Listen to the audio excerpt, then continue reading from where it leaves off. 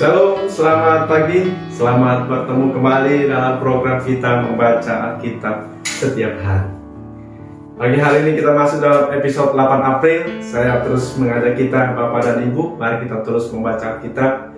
Kita jadikan Alkitab kita ini menjadi renungan harian dalam setiap hari-hari kita. Amin. Sebelum kita lanjut, mari kita berdoa. Terima kasih Tuhan untuk pagi hari ini. Kami bersyukur untuk hari yang baru. Kami bersyukur hari ini kami boleh menikmati kasih Tuhan.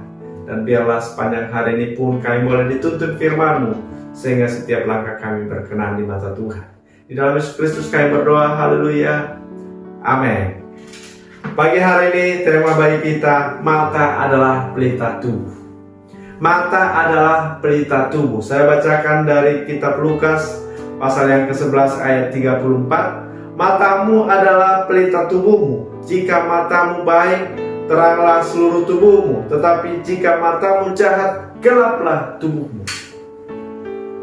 Matamu adalah pelita tubuhmu. Jika matamu baik, teranglah seluruh tubuhmu. Tetapi jika matamu jahat, gelaplah tubuhmu. Ada sebuah tulisan, tentunya bukan tulisan Alkitab, saudara ya. Dikatakan, bila mata dibalut cinta, ia buta terhadap nista.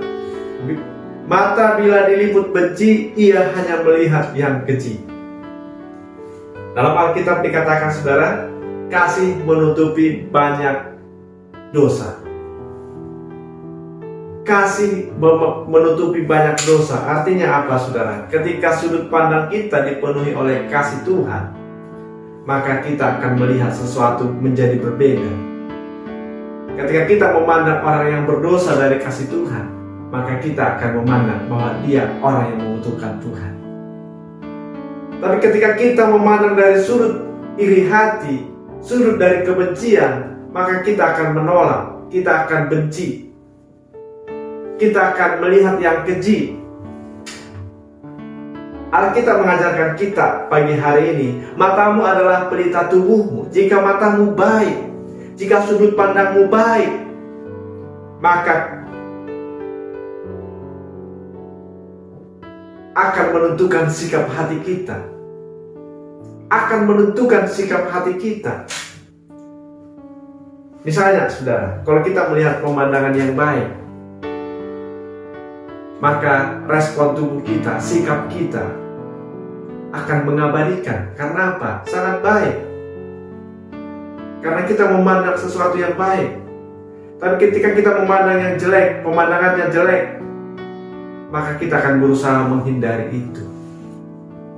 Alkitab mengajarkan kita di ayat yang ke-35 dikatakan, karena itu perhatikanlah terang yang ada padamu, jangan menjadi kegelapan.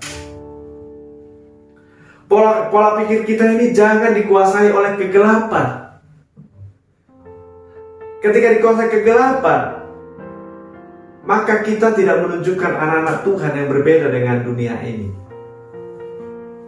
Ayat 33 dikatakan, tidak seorang pun yang menyalakan pelita lalu meletakkannya di kolong rumah atau di bawah gantang, melainkan di atas kaki dia, supaya semua orang yang masuk dapat melihat cahayanya. Pelita itu dikatakan ditaruh di atas kaki dia, bukan di kolong rumah atau di bawah gantang. Ini artinya apa, saudaraku? Kita harus melepaskan manusia yang lama. Di bawah gantang ini adalah lambang manusia lama. Hidup dalam terang itu ditaruh di bawah gantang, ditutupi oleh manusia lama kita, sehingga terang itu tidak bercahaya. Tetapi mari saudaraku, Matius 5 ayat yang ke-16 mengatakan, demikianlah hendaknya terangmu bercahaya di depan orang, supaya mereka melihat perbuatanmu yang baik dan memuliakan Bapamu yang di surga. Kita ini harus menaruh terang itu di atas kaki dia, supaya semua orang dapat melihat, supaya semua orang boleh menikmati terang itu.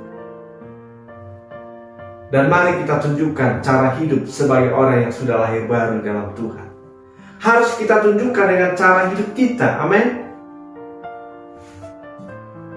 Yang kedua, saudara, jagalah pelitamu tetap menyala. Mazmur 119 ayat 9 mengatakan, dengan apakah seorang muda mempertahankan kelokannya bersih? Dengan menjaganya sesuai dengan firman-Mu. Jadi memang saudaraku, sudut pandang kita ini, pola pikir kita ini harus terus sejalan dengan firman Tuhan. Bagaimana supaya bisa sejalan? Ya itu dia saudara, kembali lagi. Kita harus terus merenungkan firman Tuhan. Kita harus terus membaca renungan ini. Kita harus menjaganya begitu. Supaya pola pikir kita ini terjaga. Pola pikir kita ini tidak dirasuki oleh hal-hal yang lain. Ibarat pelita. Pelita ini tidak bisa menyala kalau dia tidak punya minyak. Atau mungkin lampu listrik ini saudara tidak bisa menyala kalau tidak ada arusnya. Tidak tersambung dengan arus listrik. Dan demikian juga saudaraku, pelita kita tidak bisa mungkin menyala kalau kita tidak dekat dengan Tuhan. Tidak terkoneksi dengan Tuhan. Maka pola pikir kita pun akan berbeda. Jadi mari kita terkoneksi dengan Tuhan.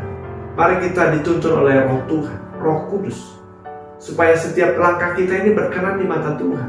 Kita ada dalam tuntunan Tuhan. Dan mari jemaat Tuhan, Bapak Ibu sekalian, mata kita adalah pelita tubuh. Pola pikir kita ini adalah pelita tubuh kita yang akan mengarahkan setiap langkah kita ke depan.